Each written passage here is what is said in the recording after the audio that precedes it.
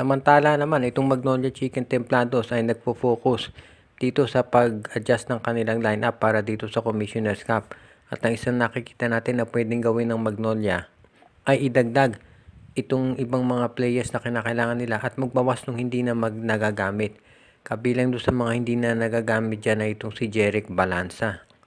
Si Jeric Balanza ay nakakagulat na kinuha ng Magnolia noon sa isang trade dito sa Converge dahil hindi naman nila ito masyadong nagagamit.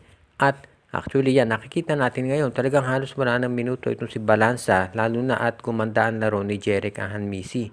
Kaya hindi na nakagulat na ito'y mapupunta dito sa Train or Shine Elasto Painters dahil yung estilo ng laro ni Balanza parang bagay dito sa gustong pairalin ni Coach Yeng Giao.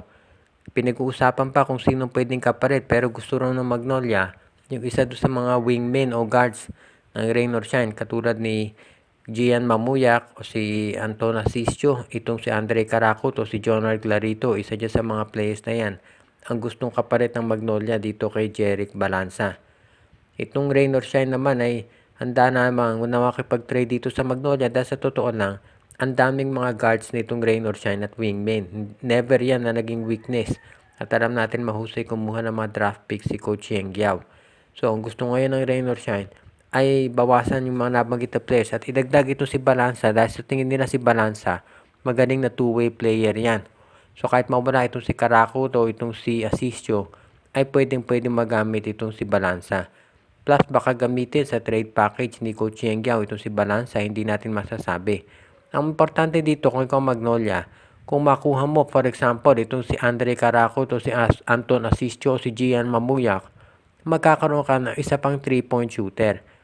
So, ang mangyayari, let's say makuha ng Magnolia itong si Gian Mamuyak, magiging rotation sa backcourt nila si Mark Baroka at si Paul Lee.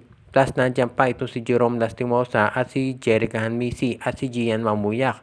Pwede rin na maging small forward si Ahanmisi at ito si Mamuyak ang magiging shooting guard o point guard. Ibig sabihin dadami yung options nito si Coach Chito Victolero. At ang isa pang importante dito, itong si Gian Mamuyak ay parang magiging insurance ni Coach Chito just in case ma-injure itong si Paul Lee. Alam naman natin madalas na i-injure itong si Paul Lee at yan ang dahilan kung bakit nga ito ay madalas kapag playoffs ay hindi nakakapag-perform ng mabuti. Kaya sa tingin ko magiging importante para dito sa Magnolia na siguraduhin na itong si Paul Lee kung ma-injure man ay meron silang kapalit. Kaya itong si Mamuyak o si Asisio ay yan ang pinag-iinteresan nilang makuha ngayon. Sa panig ng Magnolia kasi talagang seryoso na sila dito sa Governor's Cup. Kaya willing na silang i-trade dito si Jeric Balanza dito sa Rain or Shine Elasto Painters. Kung sakali na ituloy ng Magnolia yung trade na yan, sa tingin ko hindi naman sila malulugi.